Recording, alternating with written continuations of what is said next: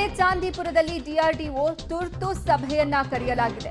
ನಾಳೆ ಚಾಂದಿಪುರದಲ್ಲಿ ಭದ್ರತೆ ಹೆಚ್ಚಳ ಮಾಡಲಾಗುತ್ತೆ. ಚಾಂದಿಪುರ ಮಿಸೈಲ್ ಟೆಸ್ಟಿಂಗ್ ಸೆಂಟರ್ನ ಭದ್ರತೆಯನ್ನ ಹೆಚ್ಚಳ ಮಾಡಲಾಗ್ತಾ ಇದೆ. ಡಿಆರ್ಡಿಒ ತುರ್ತು ಸಭೆಯನ್ನ ಸಹ ಈಗಾಗಲೇ ಕರೆದಿದೆ. ನಾಳೆ ಚಾಂದಿಪುರದಲ್ಲಿ ಡಿಆರ್ಡಿಒ ತುರ್ತು ಸಭೆಯನ್ನ ನಡೆಸಲಿದೆ.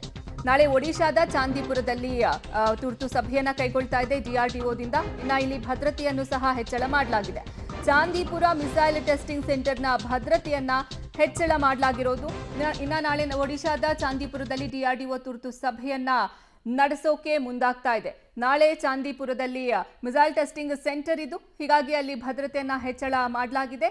ಈಗಾಗಲೇ ಅಲ್ಲಿ ಅನೇಕ ಸೇನಾ ಪಡೆಗಳು ಸಹ ಅಲ್ಲಿ ಭದ್ರತೆಯನ್ನು ಒದಗಿಸುತ್ತಿದ್ದಾವೆ. ಹೀಗಾಗಿ ಡಿಆರ್ಡಿಒ ನಾಳೆ ತುರ್ತು ಸಭೆಯನ್ನ ಕೈಗೊಳ್ತಾ ಇದೆ. ಇದು ಮಿಸೈಲ್ ಪರೀಕ್ಷೆ ಮಾಡುವಂತಹ ಸೆಂಟರ್ ನಾಳೆ ಒಡಿಶಾದ ಚಾಂದಿಪುರದಲ್ಲಿ ತುರ್ತು ಸಭೆಯನ್ನ ಕರೆದಿದೆ ಡಿಆರ್ಡಿಒ ತಂಡ. ಪಾಕಿಸ್ತಾನದ 12 ನಗರಗಳ ಮೇಲೆ ಭಾರತ ಅಟ್ಯಾಕ್ ಅನ್ನ ಮಾಡಿದೆ. ಭಾರತದ ತ್ರಿಶಕ್ತಿ ದಾಳಿಗೆ ಪಾಕಿಸ್ತಾನ ವಿಲವಿಲ ಅಂತ ಒದ್ದಾಡ್ತಾ ಇದೆ. ಇತ್ತ ಇಸ್ಲಾಮಾಬಾದ್ನಲ್ಲಿ ಬೀದಿಗಿಳಿದ ಇಮ್ರಾನ್ ಖಾನ್ ಬೆಂಬಲಿಗರು ಜೈಲಿನಿಂದ ಇಮ್ರಾನ್ ಖಾನ್ ಬಿಡುಗಡೆಗೆ ಒತ್ತಾಯವನ್ನ ಮಾಡ್ತಾ ಇದ್ದಾರೆ. ಇಮ್ರಾನ್ ಖಾನ್ ಬೆಂಬಲಿಗರು ಪಾಕಿಸ್ತಾನದ 12 ನಗರಗಳ ಮೇಲೆ ಭಾರತ ಅಟ್ಯಾಕ್ ಅನ್ನ ಮಾಡಿದೆ. ಭಾರತದ ತ್ರಿಶಕ್ತಿ ದಾಳಿಗೆ ಪಾಕಿಸ್ತಾನ ವಿಲವಿಲ ಅಂತ ಒದ್ದಾಡುವಂತಹ ಪರಿಸ್ಥಿತಿಗೆ ಇದೀಗ ತಲುಪಿರೋದು.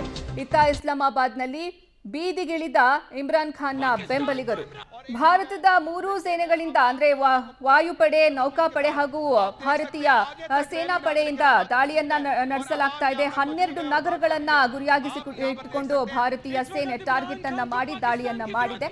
ಇದರ ಬೆನ್ನಲ್ಲೇ ಇಮ್ರಾನ್ ಖಾನ್ ಬೆಂಬಲಿಗರು ಬೀದಿಗೆ ಇಳಿದು ಇಮ್ರಾನ್ ಖಾನ್ ಅನ್ನ ಜೈಲಿನಿಂದ ಬಿಡುಗಡೆ ಮಾಡಬೇಕು ಅಂತ ಒತ್ತಾಯವನ್ನ ಮಾಡ್ತಾ ಇದ್ದಾರೆ.